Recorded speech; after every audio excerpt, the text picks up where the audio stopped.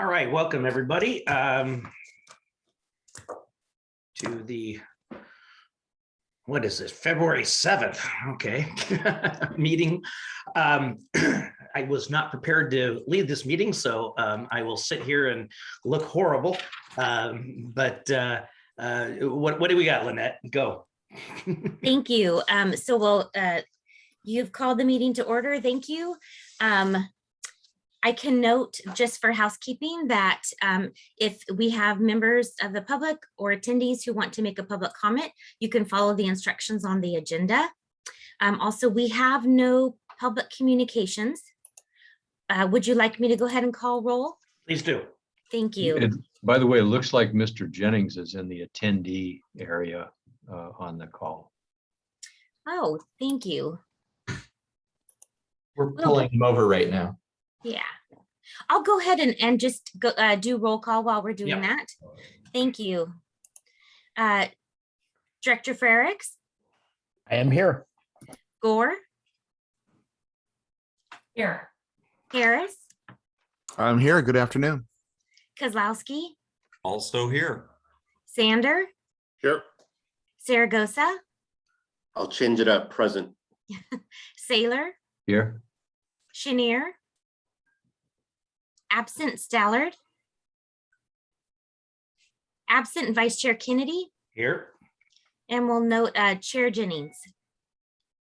And with that, I will hand the gavel to Chair Jennings. And Lynette, I have gotten here. Thank you. Glad to have you.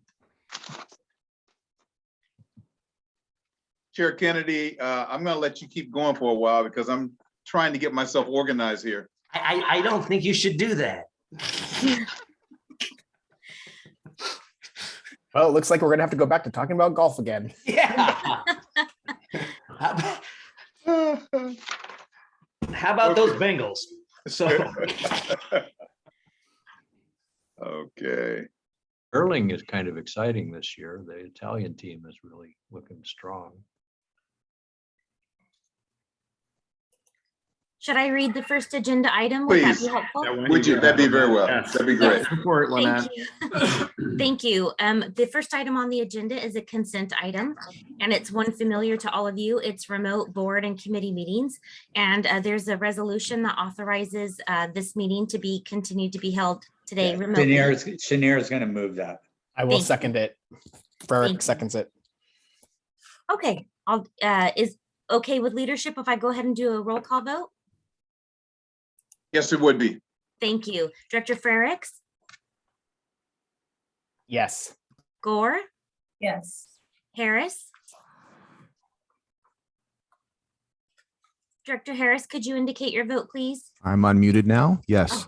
Thank you. Kozlowski, Yes. Sander, Aye. Saragosa, Aye. Saylor, Aye. Chenier, Aye.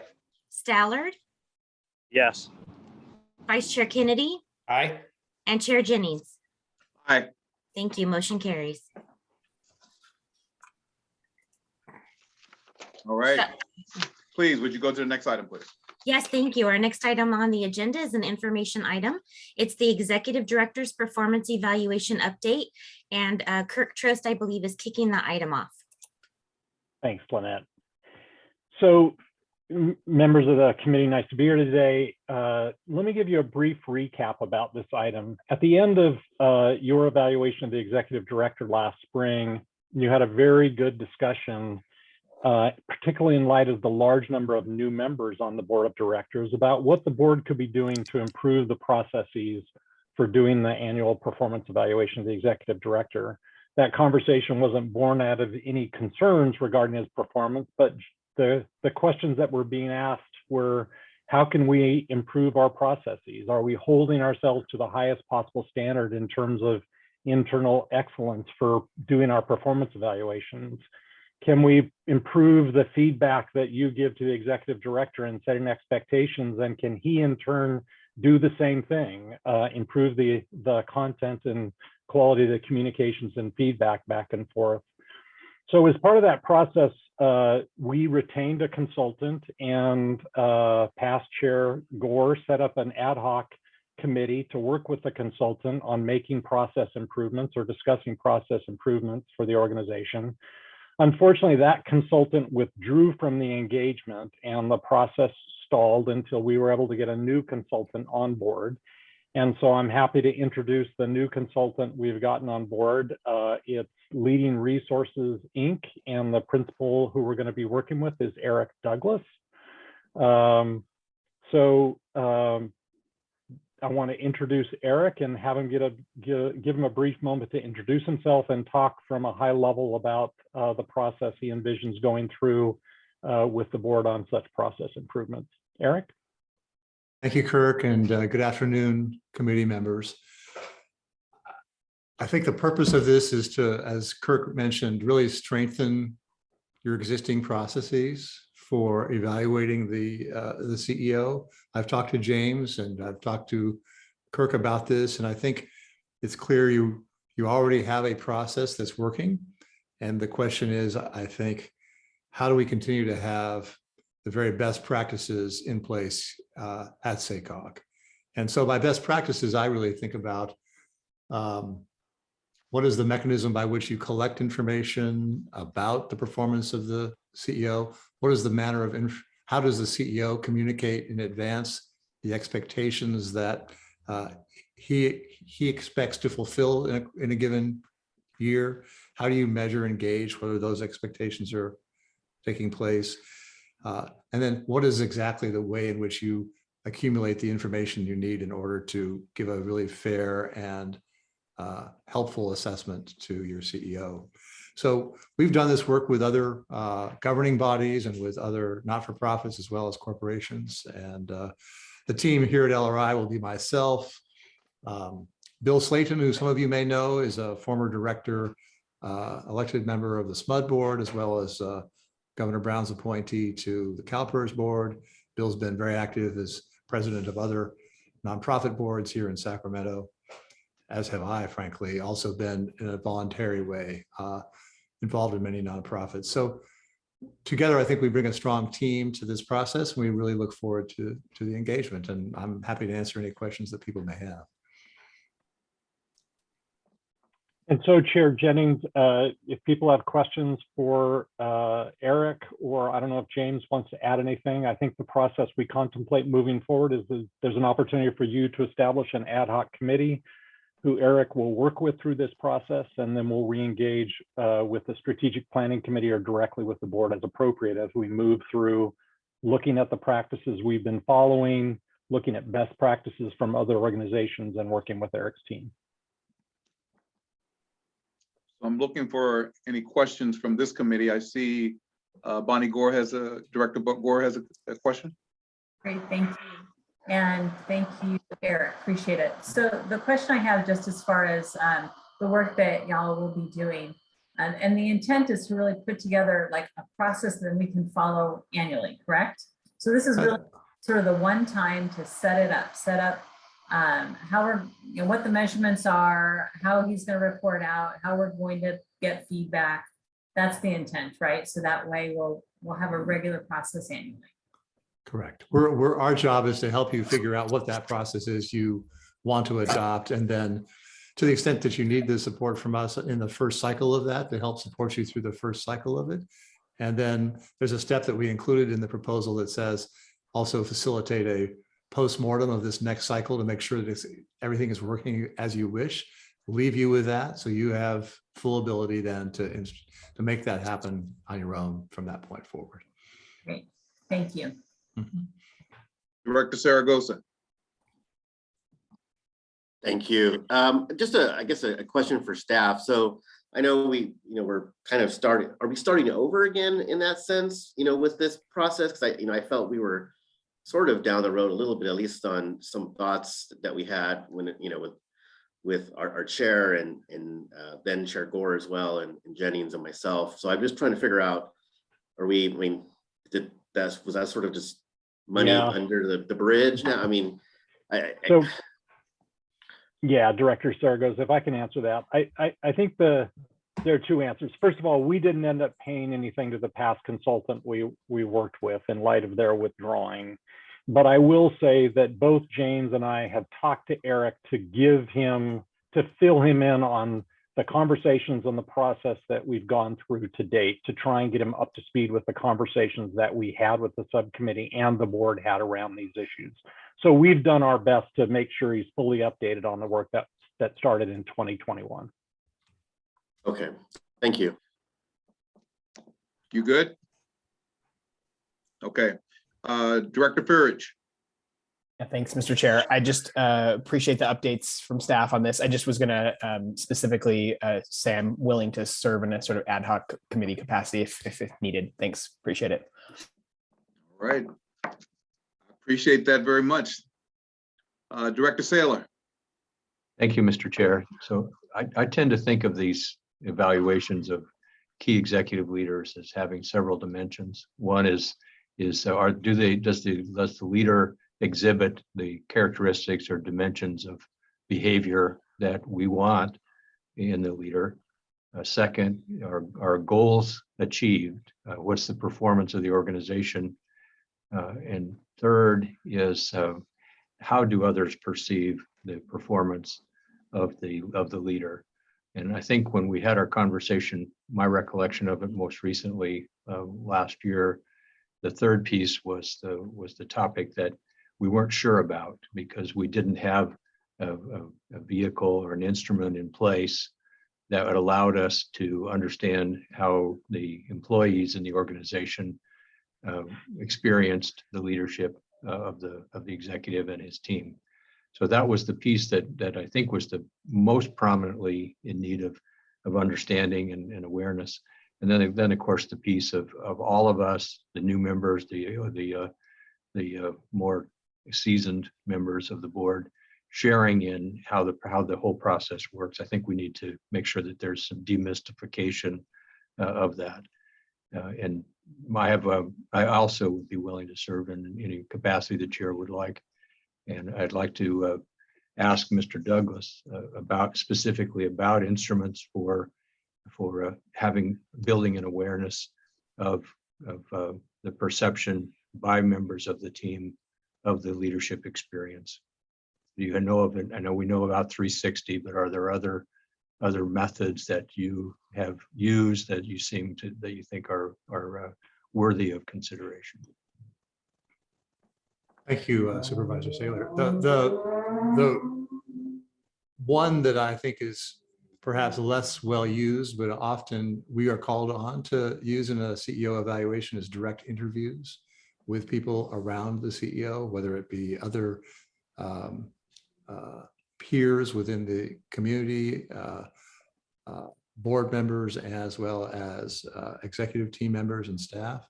So I think of it as a combination of potential options, a survey, a 360 survey of, say, staff or executive team members. I think in the case of a CEO evaluation, I'm more comfortable and more used to a 360 that is with the people that are most familiar with the CEO. So typically that's the executive team.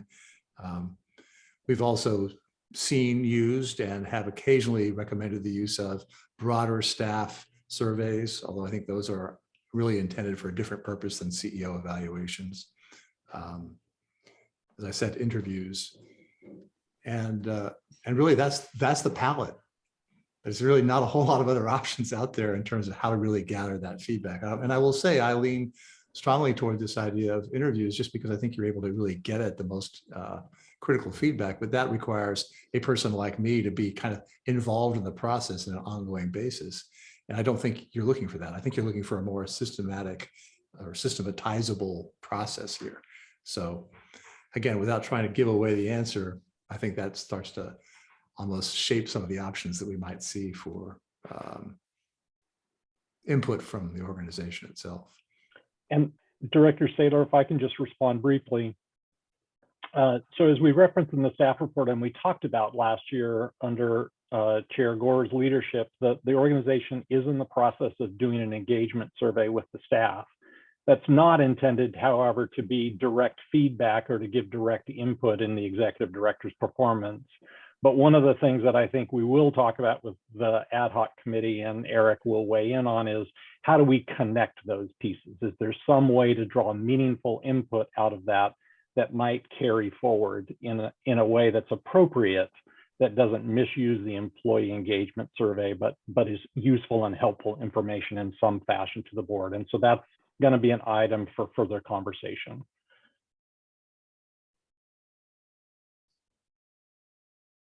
Are there any additional questions?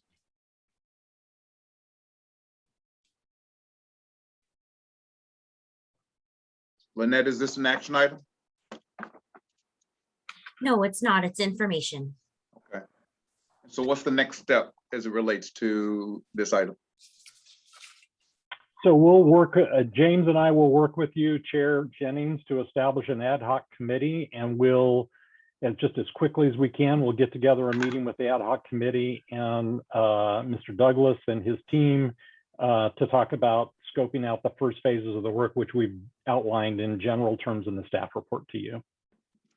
I heard Mr. Saylor and Mr. Farage both agree to be a part of that if that's the ad hoc committee. I heard their names. What size committee are you looking for, Mr. Douglas? Well, I think ideally it would be in the 6 people, 7 people range, Chair Jennings, something like that. I think larger than that becomes a little unwieldy.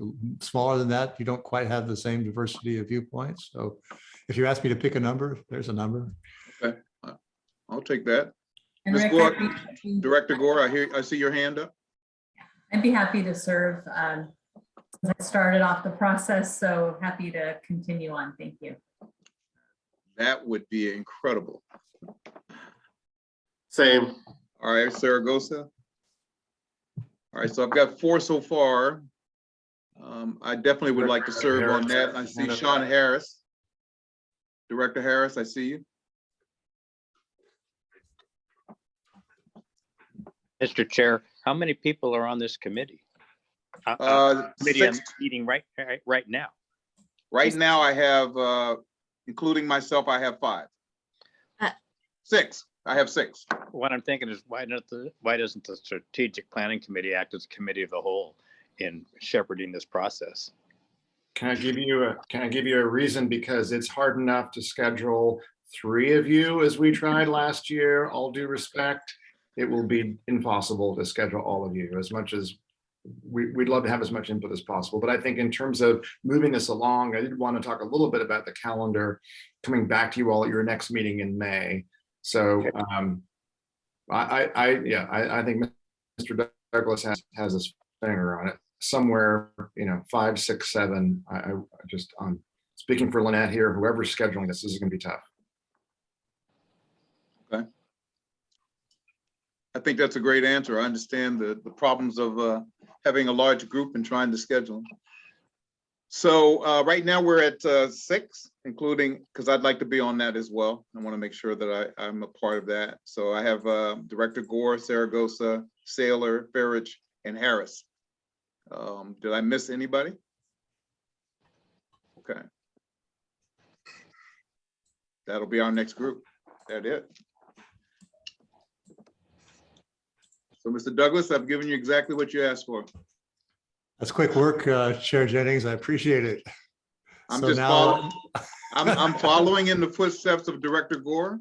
I'm trying to build on her success. I think I am going to, in advance of her work, just acknowledge and thank Lynette Espinoza for making this all happen. So thank you, Lynette. Alrighty. Looking forward to working with you, sir. Yes, me too. And Chair Jennings, I wanted to just, you asked next steps, right? So the ad hoc committee is one of them, but just to remind you all, my evaluation typically takes place on my anniversary date, which usually means it's around May that the strategic planning committee kicks this off. You have 4 meetings this year. Your next meeting is May. And so I'm actually looking back to Kirk and Eric. I'm assuming with the ad hoc committee's work, this is ideally going to be teed up for something that will come back to this strategic planning committee at their May meeting. That's my understanding. Yes, James. So I think what I hear you saying is we have some work to do before that May meeting in order to make sure that we move this forward. Correct. Okay. And I'm sure Lynette will work with each of us to make sure we get this on the calendar. Okay. Lynette, what's next on our agenda? And next on the agenda is information item number 3, look ahead at SACOG's 2022 work plan priorities by Casey Lazan. Good afternoon, Chair Jennings and members of the committee. I'm going to share my screen for a short PowerPoint. Can I get confirmation from someone that you can see my screen? Okay, great. Thank you so much. Okay, I am taking you on a brief look ahead into 2022 to preview what major efforts will be coming forward to your board via committees and your board. I am also very well positioned because you just made your way through your first committees of the year, and all of these efforts have actually already been to your committee at least once. So I am building on what your staff, project and program managers have already been sharing with you. The items that I'm sharing with you are here. We're highlighting them because these are on the agency's critical path for making meaningful progress towards regional goals and local goals. And so we want to call out in particular where you'll be taking action or where we will be wanting to see your additional help or engagement to really make these successful. The first of these is the Sacramento Region Parks and Trails Strategic Development Plan. We are looking forward to having that finalized this year, to finish the trails network, to prioritize trails, and I've italicized on the screen that we are really looking forward to you as board members to champion connections between communities, because as we have heard over the course of this project from the Transportation Committee and other committees that have heard this item, that the really difficult but most important part of a regional trails plan is actually how you're connecting from one jurisdiction to another. And so our staff will be reaching out as we go through the final stretch where we are seeing the need for some help with making sure that those connections get identified and made. And then we look forward to your action finalizing this and then digging in on and creating and implementing that strategy. Next up, another plan. This is the 2024 blueprint. You've already had a big overview of all of this in all of your committees. It is moving forward to your board this month for adoption of the policy framework that's going to guide the update activities of the plan. We know now that the plan is going to be focusing on achieving equity, economy, and environmental goals as a triple bottom line. The rest of the year, the board is going to be considering different pathways to 2050. You would typically think of scenarios, but we're really trying to bring forth, there are many different ways to get to 2050. There are many different actions and potential consequences. We are looking forward into a very uncertain future. And so we will really be looking forward to your engagement through committees and the board to really, I think staff is looking forward to learning with you as we're putting together the information and analysis on these pathways. But also, and we've had some really wonderful discussions already in your committees, we are kicking off the public engagement on this, public and stakeholder engagement. And so we are going to be looking forward to your help with local engagement. We look forward to coming forward to you as we start to detail out the specifics of that plan, but we got a lot of hands raised and a lot of interest in the last week from you to help with that. So we will be looking forward to it. I do see a hand raised by Director Chenier, and I'm happy to pause for that. Thanks, Casey. Are we involving the YLA in any of this, particularly the outreach for young people? We are working on that. Yes, we're looking forward to doing that. Okay. I'm happy. And I don't have the details on it, but I'm happy to, we can absolutely follow up with that. That's fine. I'm happy to help you with that. Thank you so much. And that is exactly the type of help we are looking for.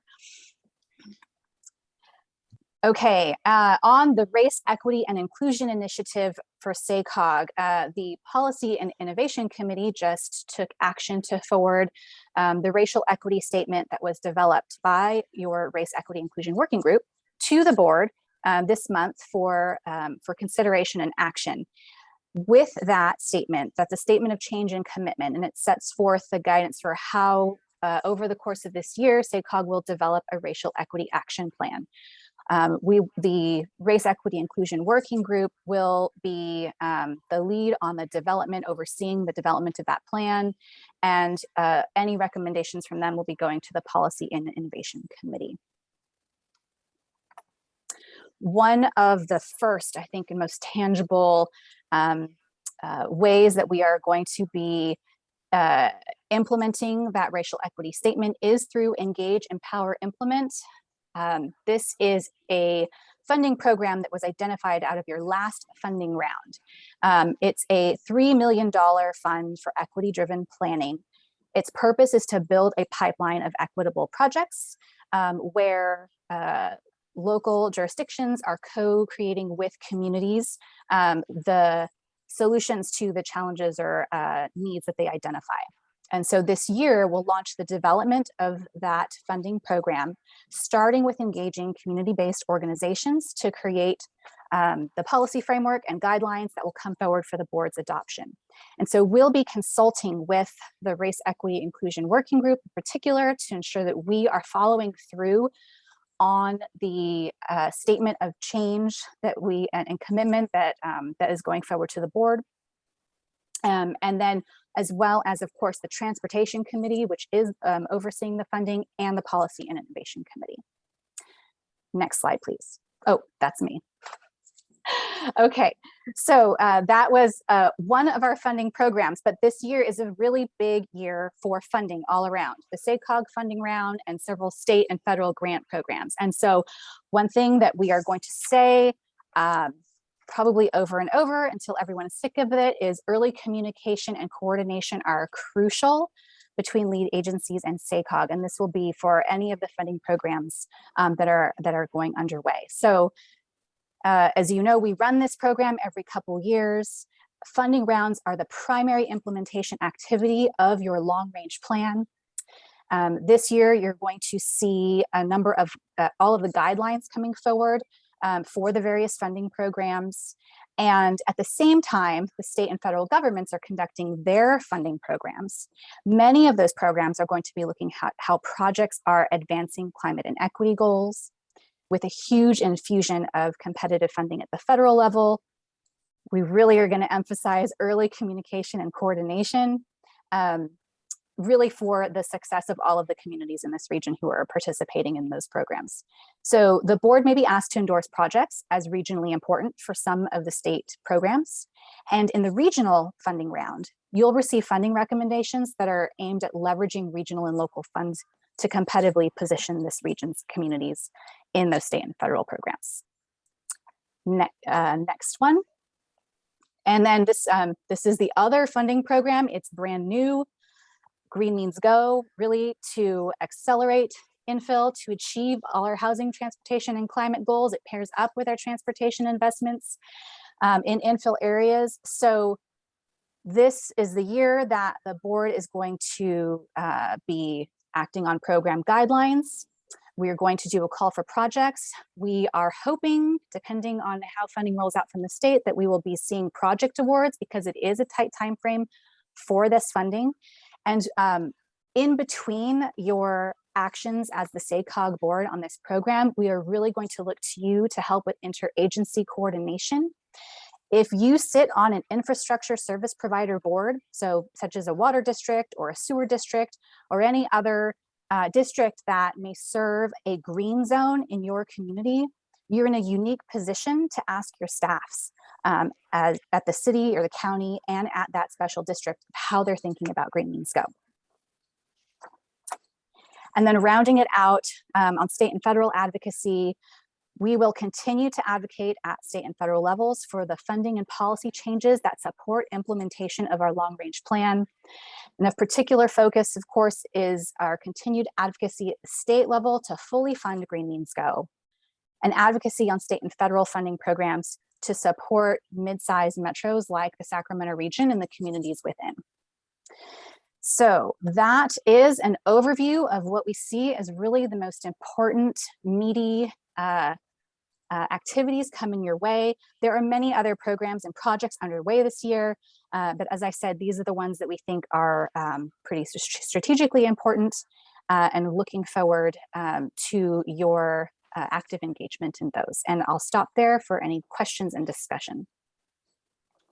Okay, if you can take this down, I can see the hands that are up. Or any questions on the priorities just mentioned? Jay Chenier, Director Chenier. Thank you, Chair. Thanks, Casey. I think that's really helpful. Just one thing as a little bit of a lens, slightly different than what you were talking about, but we have obviously a lot of new members of the board and a lot of relatively new members of the board. And I think that's probably true of the jurisdictions throughout. So I'm just wondering how, if and how we're thinking about trying to educate other councils, boards of supervisors about what SACOG does and how we do it. I know we've made some outreach efforts, and James having kind of some regional meetings, I think is really important. But particularly when we're trying to bring people together around initiatives like Green Means Go, that educational effort is going to be important. And I don't know how much thought staff has given to that or how that gets embedded maybe in a lot of the other things we're doing. So there's kind of an extra step of outreach that we want to think about, which is to the electeds, right? Right, that is, that's an astute observation, and we are. Thank you. I'm going to take that one to the bank. Yeah, no, it's good. We've been talking about that internally as well for each of these programs as we're developing both the scope and the schedule and who are the stakeholders that we need to engage with. We are trying to figure out for each of those, how are we engaging the electeds at those local, all of the local electeds. We are also looking to you to help with doing that, since you all sit on, at least on the local agency boards and councils, to share with that. And so we will be, as we're looking ahead to kind of, critical points that are hopefully not going to be, say, a month away, but, maybe several months away, to all of you to help us to communicate that and see what else you need from us, including, if it's flyers, if it's, a presentation to your boards or councils, how we can do that. And I think I also want to, oh, perfect, because James, you're also teeing this up with meetings around the region. Yeah, and I think we've mentioned this, and it's not the electeds, but just so you all know, that the same question we've asked ourselves, as Casey said, and we've decided, all right, we're going to go hit all 28 city managers and county execs, right? So we're just starting that process now because, frankly, so many of your managers and your execs are actually new, nearly half of them in the last 2 years. So that's number one. But I think, as Casey, we have done this regional futures forum, as I know many of you remember. We kind of we paused it during the pandemic. That was kind of one of our ways to get out to all the electeds in the region. And I guess what I would say for now is kind of what Casey is saying is like, all right, that's a good piece of feedback. If in particular you would like any of us to come to your council or board of soups, the invitation is all like, we are ready to go, and we'd be delighted to come or give you talking points in terms of your report backs, right? So let's get back on the elected side, and do know that we're being very intentional about getting out to all the cities and counties. Okay. Director Saylor. I appreciate Jay's comment, and this is a very interesting year for us. And I think that the projects and priorities that Casey has so thoughtfully laid out for us are right on target. One of the issues I think we're going to be dealing with is balancing our need to be thoughtful and deliberate with an equally important factor of getting the projects, getting the money out and beginning the process that we've done so well as an agency of project delivery. I think so this is going to be a push-pull, I think, as we work through the course of this year.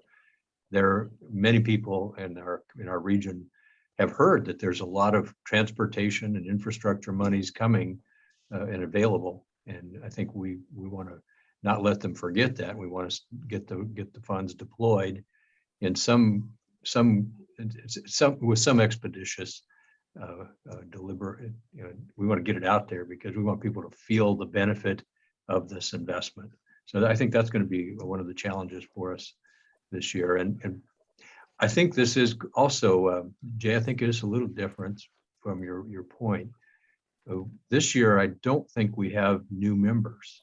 So everybody on our board, I think, unless I'm missing one or two, has been on the board at least 1 year.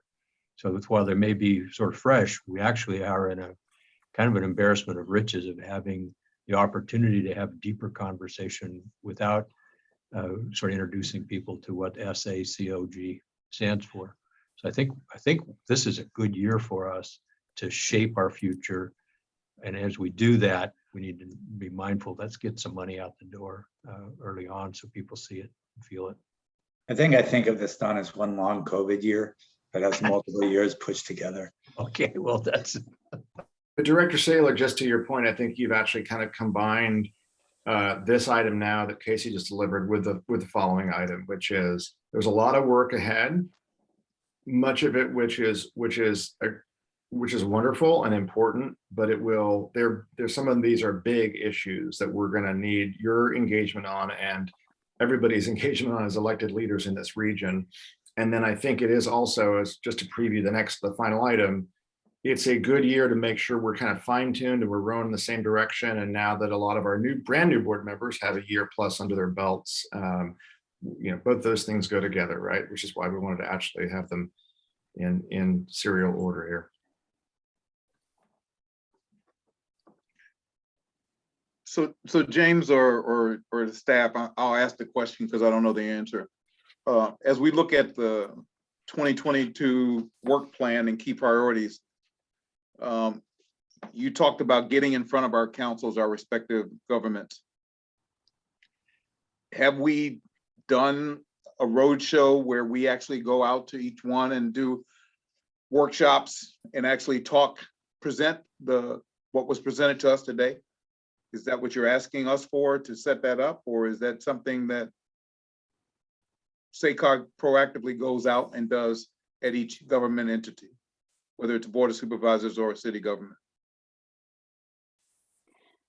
We haven't come with a specific proposal for you today, Chair, but this is very helpful to us. I should mention there is, for the blueprint update, there is the hope that we will go to every single city council and board at some point. I cannot recall off the top of my head if it's this year or next year, but certainly if it's not this year, as I'm listening to this, I'm thinking, okay, how do we go back and figure out what is the right presentation that we bring so that it captures what the work is that we all have to do together over the next year, and then how to get that input and feedback to Director Saylor's point, because we are trying to be very thoughtful and ensure that we are communicating as we go through this year. And at the same time, we only have less than 12 months now to make some meaningful progress. So that was a long, sort of ramble there, but I think we are interested to hear what you have to say, but I think we're also going to, in addition to that, like if you have direct direction for us to do that, we'll do that. But we definitely want to think about how best we can do that this year. Hey, Mr. Chair, can I make a suggestion? Please. If having a workshop on MTP-SCS / the blueprint is an objective in front of each one of the elected bodies in the region, it probably wouldn't be a terrible idea to do it as a a recorded presentation that could be sent ahead, so that perhaps you can play it at a board meeting and then get some feedback from the full elected body without violating the Brown Act.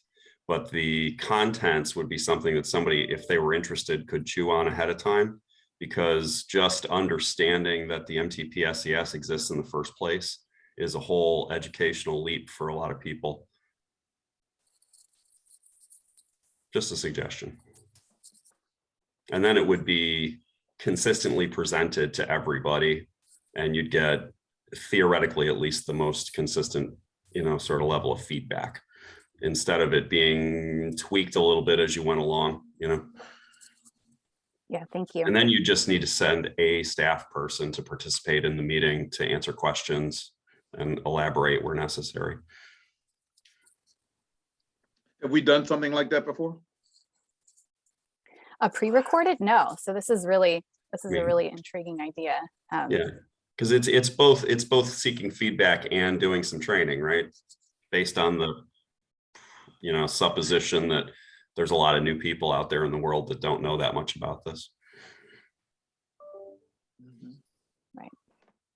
You could also, I think it's a really interesting idea, and you could also do some peer-to-peer. I could certainly see Mr. Stoller and Mr.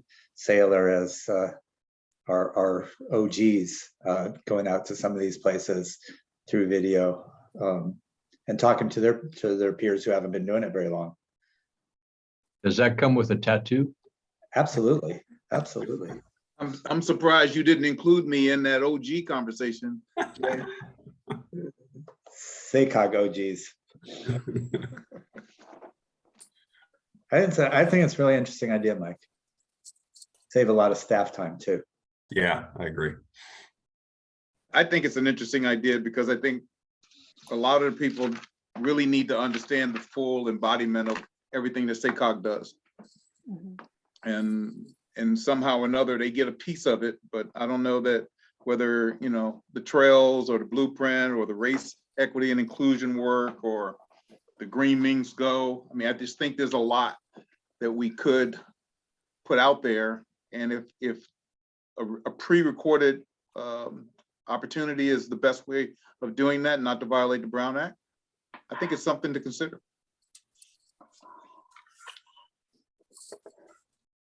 Great. Other points or other questions? Okay. Are we ready to move to the next information item? Staff is ready. Yep. Shall I read that item, Chair Jennings? Please. Thank you.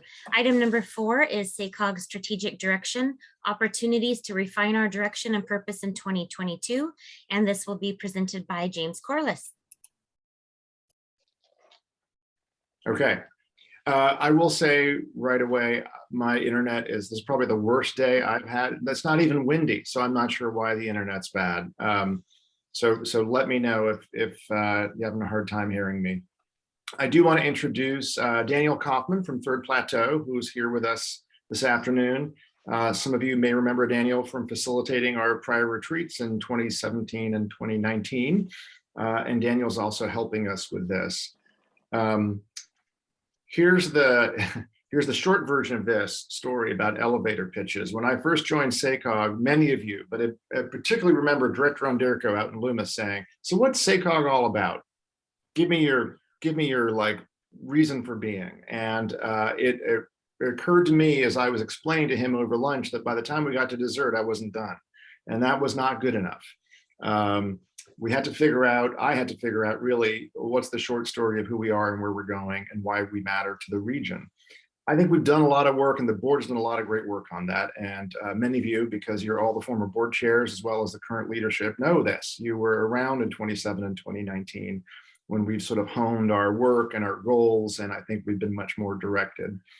But I also think the world has definitely changed the last 2 years. And to your prior points on the prior item, we have a lot of new board members who I think now have over a year under their belts. And so I think this is a good time for us in this year ahead to both get the work done that Casey just walked through, but also ask some of the bigger picture questions of, are we on the right track? Essentially, I am not talking about a big start from scratch strategic planning exercise. Really what we're talking about is revisiting and refining, if needed, our direction, our goals, our even our mission statement that actually has been around for over 10 years now. And I think maybe does need a bit of an update or a tweak. So you also remember that the board retreat, Chair Gore at the time last year decided to postpone that. Given COVID, given numbers of attendees, we are hopeful to get back on April 8th and actually do that board retreat. And so with that, and with some of the prior discussion that you've just had in this board meeting, we think that the next few months leading up to the board retreat and even after it is a good time to begin using the Daniel here at Third Plateau to do some engagement with the board, to do some interviews and some focus groups, to work that. That will not be the main agenda on April 8th at your board retreat. We're still working on that, but it will be part of it. And so anyway, I think really what I see as having done the last 5 years is sort of a lean and iterative strategic planning process. I personally believe we know a lot more about where we're going, and we're able to speak to that much more capably than I was 5 years ago. But I do think this is a good time for us to be asking some of these bigger questions again, in part because I think we've got a bunch of new board members that have a bit more experience now and know a little bit about how we work and who we are. But also because of even the major projects that Casey just walked you through, which I think really ask some big picture questions about the future of the region, the decisions that you all are in the driver's seat to make today, and how those are going to affect the next 10 and 20 and 30 years of this region, right? To connect those dots. This is really a kickoff. We are, again, Daniel's here to answer any questions. Depending on how the mood of the group and how you are today, we had a couple of questions we posed in the memo here, and I'll just give you the first one. When have you seen SACOG make a tangible difference on an issue in the region? It's really, and Chair, it's kind of your prerogative here. I know also we have some board members dropping off here, I think, before 2:30. So really want to let you know is we have a bit of an effort going on here. We've engaged Daniel Kaufman. There's going to be some intentional outreach to other board members around our strategic direction and where we're trying to head as an agency and the value of our work. That will include the board. It will also include a lot of our partners. It will include our staff as well. Again, you're going to hear a little bit more about this before the retreat, at the retreat, and to wrap up afterwards. So either you can get into a discussion now and start this kind of brainstorm. Daniel is here to either say a few things or answer questions. And with that, I'll hand it back to you. Okay, I see you, Daniel. I was looking for you. I had to find you on my screen. James, your internet did pretty well. It probably allowed us to hear 90% of what you said, and the 10% was a little jumbled, so not bad. Daniel, do you want to have any comments before we get started? No, I don't think I have anything else to add to what James said. I think other than I'm looking forward to speaking with all of you and some of the staff and city and county managers as well. Okay, good. So I think we have until 2:30 for those who can stay on to that time to kind of discuss this whole thing as far as what do you see in SACOG? What do you see as SACOG making a tangible difference? I know we'll have another opportunity at the retreat as well to continue this conversation, but at least we can get it started today. Director Saylor. Mr. Chair, it's an honor to be able to start this off with the question of where has SACOG made a tangible difference. I have a couple things that I want to bring up. One is our blueprint led to the SB 375 and the development of the sustainable community strategy for our state. And that's been copied around the country a little bit as well. So that's a major contribution. A second, I think, that I'm really proud of is the consensus-based, performance-based decision-making process that we use in making major infrastructure investments. And I think that really makes this agency, this organization, stand out. An example, a very specific one that might not come to mind for many of us, especially newer arrivals, is our role in carrying our organization's role in carrying forward the advocacy and analytical framework on the crude oil by rail shipment a few years back. And this board of 31 members, I think we had a 27-member vote of support for that effort. And we were able to, thanks to Kirk, we were able to bring forward legal strategies that local jurisdictions could deploy in their consideration of a land use decision that had an effect not just on their jurisdiction, but on all of our region. And so that was to transport crude oil safely, if at all, by rail. And so that was kind of surprising, that kind of a role that we were able to play. So I think everywhere we turn, we're seeing some tangible and significant contribution. Those are three that I thought I would share. Thank you very much, Director Saylor. That's incredible knowledge of what's been going on at SACOG. Some recent, some not so recent, but thank you very much for sharing those. Who else has some examples of significant, tangible differences that SACOG has made? Tom Stallard, Director Stallard. First of all, Don Saylor has just proven to me how much better his memory is than mine. I was happy to recall those evidence with him. I don't think we should discount what we've all been able to do in our individual jurisdictions through the SACOG processes, which have brought federal dollars to our own communities and helped our transit systems function as well. In other words, while we aspire to the big grand things, some of the more average things are pretty significant too. I know they have been in my community where very, very old streets have been given makeovers through competitive funding through the SACOG process. So I'm very grateful for that. I think in a more metaphysical sense, the collaboration that has been built amongst us as members of all these different political jurisdictions is nothing short of remarkable. I was on a time at SACOG when we had little to do with each other. And now I feel we're all engaged. We're friends and we talk honestly with one another and respectfully with one another. So I consider that a huge thing. And when you think about the fact that SACOG is one of only maybe 3 or 4 multi-county COGs in the entire state of California, I think we've done a marvelous job of bringing people together. So that's my input. Thank you. All right, I definitely agree with that. That's one of the reasons I joined this organization, was because of the ability to bring people together. And I just didn't see it happening in other organizations. So, and I didn't see my ability to make it happen by myself. And so now that I'm a part of this, I can see exactly what you're talking about. That collaboration, that friendship, that ability to be able to work together is very important. So I totally agree with you, sir. We generally admire each other, Rick. I feel we really admire each other, and we also feel co-responsible for one another to help each other. And I rejoice at the success of my colleagues, and I feel they're happy for our success in my community. And the result is the region has a character to it that I think is in the ascendancy. Thanks to SACOG, I know nothing else like it, frankly. I totally agree. Totally agree. Director Farage.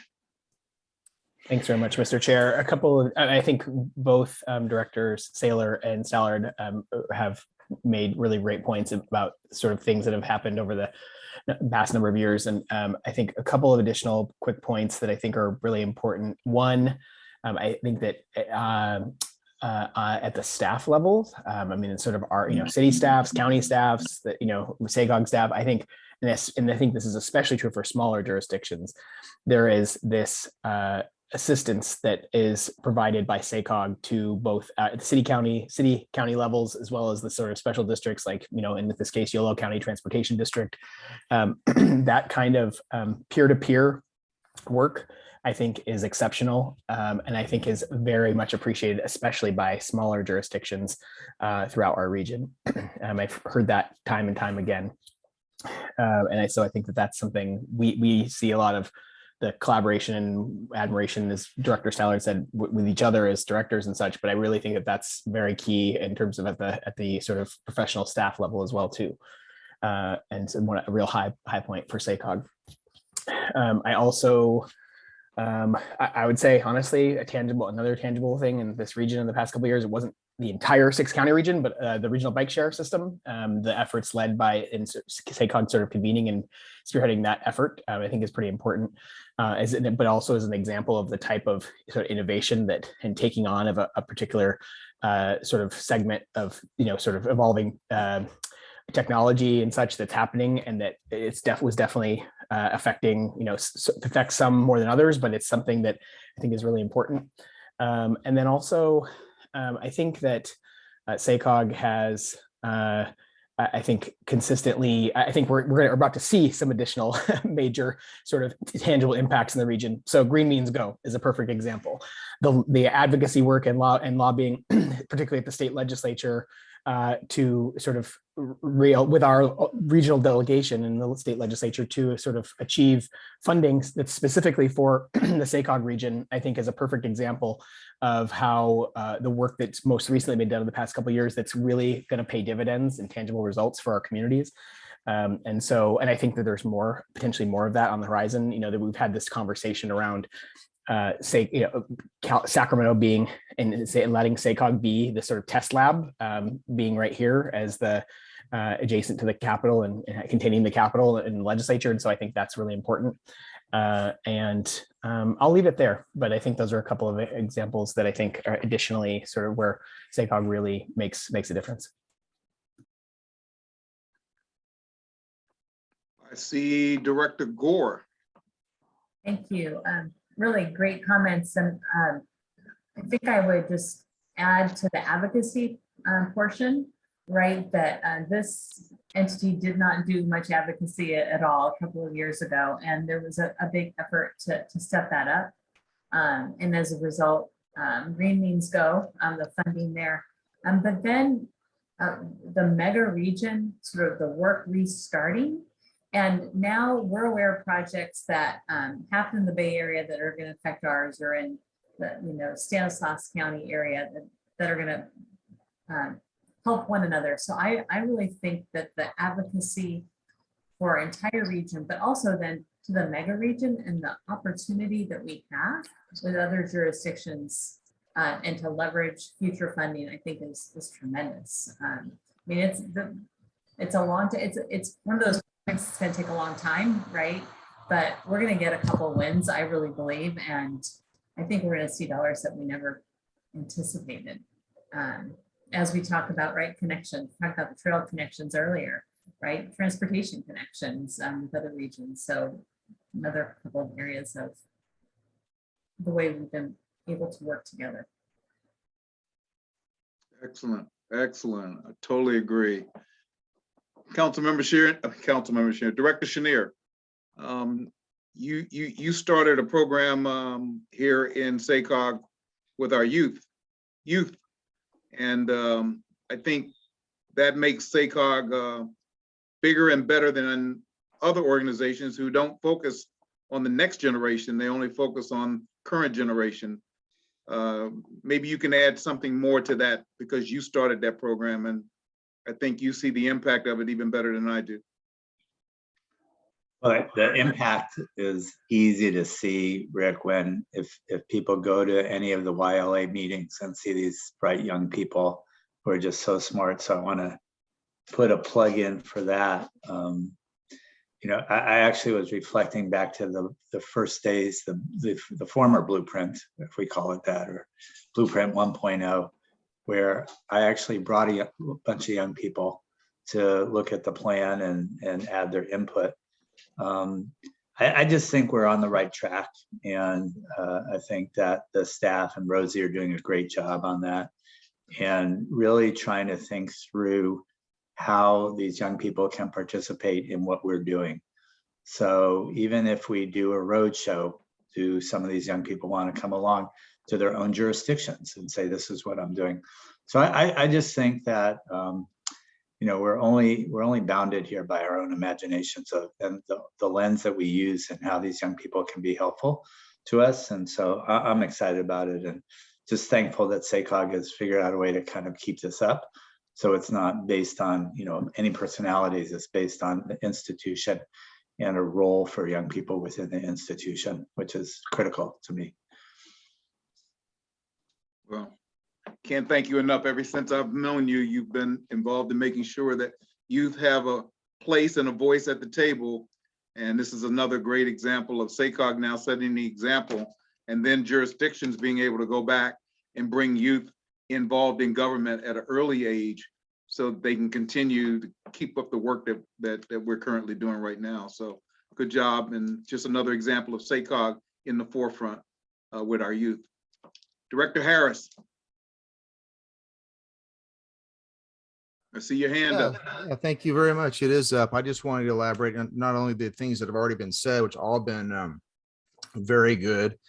You just brought up the Youth Leadership Academy. I had to tell you, there were several youth from Yuba City who participated in that, and I was dumbfounded at how intelligent and motivated and encouraging the presentations were. And not only just, they weren't just going through the motions, it came from a really deep place. And these are the future leaders, clearly, in our community. And the fact that SACOG has reached out, and we don't have to do that, but we did.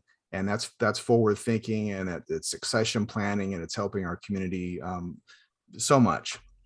The one thing I wanted to bring up when we're backing up to the kind of conspicuous things that SACOG has done, and then also drilling down again into the local aspect, is our 5th Street Bridge here in Yuba City.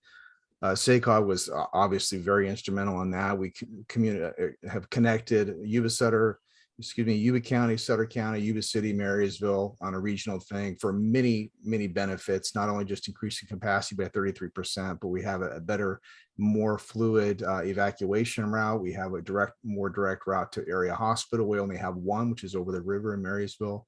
And we're very grateful for that. Another thing, we talk about the mega region, which is of course very important to have that perspective, our camaraderie within one another, and the understanding each other's plights for their unique aspects of our jurisdictions.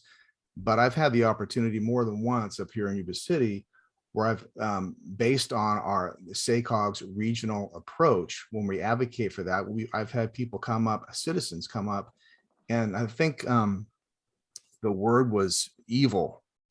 There's a few of them where they don't believe in regionalism and thinking on a regional aspect and leveraging things together for the collective good. And so based on that, I've had the opportunity to give examples of the work we've done here at SACOG to help inform the public and hopefully change that, because public support is extremely important. And when these people get it and it becomes a cancer left out of control. So I would like to think I've helped curtail some of that. So I appreciate the perspective SACOG has provided me as a council member to do that. Thank you. Great job. Great job. Where else have you seen those who maybe haven't spoken, SACOG making a tangible difference, specifically in your region or specifically in the 6 regions? Director Saragosa. Thank you, Chair. One thing I wanted to bring up, I think everyone's touched on most things, but I wanted to bring up the Commercial Corridors Task Force that Director Sander chaired. And I just thought it was a great value. I mean, it certainly was to me in my jurisdiction, and just hearing a lot of the roadblocks that you had to overcome, and just some of those private sector voices that were part of that conversation. I'd love to see us delve even deeper into that still, or continue that. I thought it was really valuable from my perspective, and it was something that I don't think I would have gotten outside of SACOG. And so I think that's that value added that SACOG brings beyond, us, the work that we do as an everyday function of SACOG. So I just wanted to add that to the list, and again, underline and underscore everybody coming to the table for advocacy, and knowing that that was a small piece of our general fund, but it's a great investment for, I think, the region, so that we'll never be on equal footing with the Bay and Los Angeles, but it puts us in a better position as we move forward. Excellent point. Excellent point. Thank you, sir. Okay, I'm looking for any other hands. I'll volunteer, Mr. Chair. Thank you for that, Michael. I appreciate that. I was going to mention the commercial corridor effort, but I think the point you just made in there is really important. That private sector voice or voices that we had in that project was really unique among most of the activities I've seen carried on at a regional level in Sacramento, because we got very blunt, direct, open responses to hard questions. And all too often we sort of see the planning apparatus or the economic development apparatus kind of operating in the absence of that direct input from the people who are actually doing it. So it was, I think, really unique in that sense. It also brought together a bunch of utility providers that can often be the barriers to development, and kind of open their eyes a little about what those challenges are. And hopefully, I know I'm working on it at a regional level on the sewer and sanitation side. Hopefully others of us are doing the same thing, trying to knock down those utility barriers to development. But I'll comment here on our impact in a slightly different way. In my role in DC and the National League of Cities, what I've seen on the SACOG side is that we have quite a national footprint. People know about SACOG, and by and large, that derives from the blueprint activities of well more than a decade ago. Interestingly, it's often misinterpreted. The blueprint and SACOG are sort of synonymous. Lots of people I will hear them talk about, oh, we're going to do what Sacramento did with SACOG and do a blueprint-like proposal. But what they mean is they're trying to establish some hard development boundaries or something like that, and have some real restrictions on development based upon what they think the blueprint was. But of course, the blueprint wasn't that. The blueprint was about collaboration and working together, not about hard regulation, drawing lines on a map saying thou shalt not cross. But it's very interesting that we do have that national profile. And I think that things that we do, such as the rural urban connections, RUC, still has a resonance nationally, and we should be aware of that we occupy a kind of lofty perch there. And then the other thing I would say is that we probably should be focused on how do we maintain our role there and find the next great thing to do that raises us above our peers in the nation, and be sure that we talk about it when we figure it out. Thank you very much. Thank you very much. I see Director Saylor's hands back up. Mr. Chair, I'll be brief, but I think that take your time. One of the points we want to take that knowledge, that OG knowledge, and we want to hear it all the way out. Well, here's the thing that David just reminded me of, and that's this bringing together the stakeholders that are not a part of our SACOG team on a regular daily basis. And there's nothing more dramatic in that than the race equity and inclusion effort that so many of you are involved in at this point. That may well be the next great thing, because of the work that is happening with private sector non-SACOG team members with the rest of with our group here. I think that's going to make a tangible difference. It's also going to be one of the future roles that I'm looking forward to. Absolutely, absolutely. That's that look ahead. Appreciate that.